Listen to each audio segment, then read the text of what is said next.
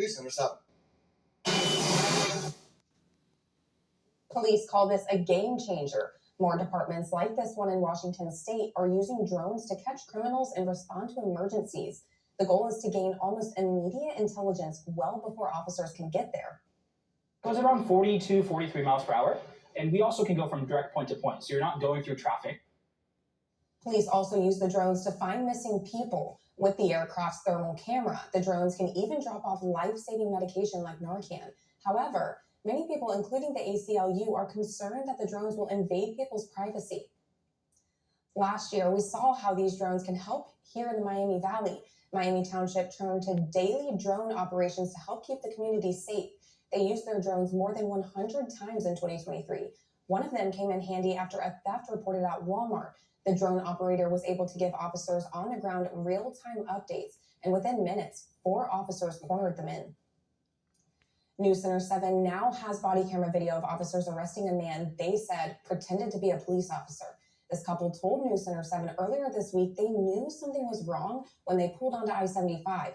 According to the police report, Dennis Meade got behind the pair and turned on what looked like police lights. The couple called 911 and got off the highway. Springboro police pulled Meade over and discovered a pistol, handcuffs, and a siren in his car. It's not really sitting right with me, all right? Having a car that's an old law enforcement vehicle, you know, it is what it is. But the handcuffs, the gun, the siren, the lights, you know, all of that, that's what's strange to me, all right? Meade admitted to officers he is not a police officer. Right now, he's facing charges for impersonating a peace officer. We are less than a month away from 4th of July celebrations, and Dayton is getting ready. But for the second year in a row, the city has decided to not have a festival and only do fireworks due to staffing. Dayton's fireworks display is set for July 3rd. People can start setting up at 7 p.m. To see a complete list of firework displays, head over to whio.com.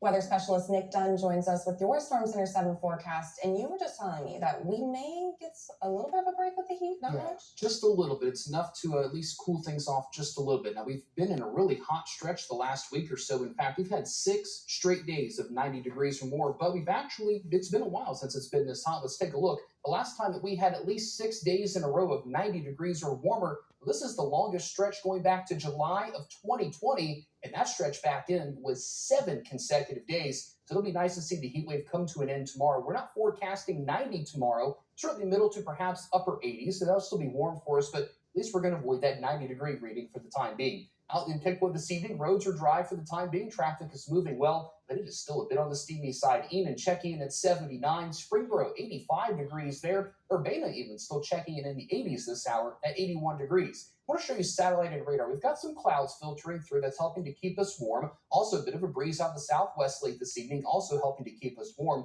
We're tracking this area of low pressure in a cold front that's triggered off quite the line of showers and thunderstorms this evening from southern Wisconsin back into Iowa. They had some flooding and tornadoes out that way. It's not going to be that intense by the time it gets here towards daybreak through mid-morning tomorrow, but certainly we could use some rain across the Miami Valley. It would be nice if it was a more light to moderate rain and not such a heavy deluge of rain to allow that rain to soak into the ground, because we're about 2 inches below normal for the month here in Dayton. Tomorrow, high of 87 degrees, warm and muggy with scattered showers and a few thunderstorms through the day. Not an all-day rain and not a washout, but don't be surprised if a couple of those storms at times are a little bit on the strong side. The Storm Prediction Center maintains a level 1 out of 5 risk of severe weather for about Dayton and areas to the east and south. And the main risk with this would be an isolated strong wind gust or 2, some brief heavy downpours, and some lightning. So if you're heading out to the air show, just keep that in mind. I'm not anticipating a major severe weather risk by any means. I think the better chances for that are going to be off to our east towards central and eastern Ohio.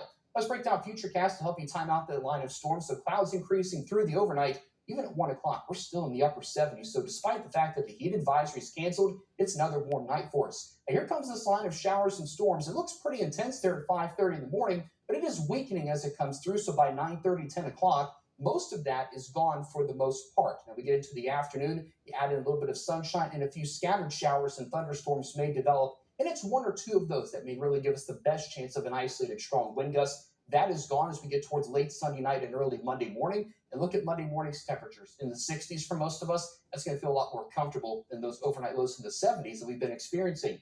In terms of how much rain we could see through Sunday, I don't want you to look at this and say, oh, yes, we're going to get that ground back to where it's supposed to be. We're going to wipe out that drought. Not so fast. I think this might be just a bit overdone, about a quarter of an inch on average. A couple of spots where those heavier downpours develop, could see a little bit more. Here's my Storm Center 7-day forecast, 87 tomorrow. But as I said, we're not done with the heat yet. Back to 94 for Tuesday. Heat index values in the upper 90s. Another chance of showers and storms for Wednesday. And we will see the 90s again by next weekend. She set the school record at UD in the javelin throw and competed at nationals. But Casey Focus wants more.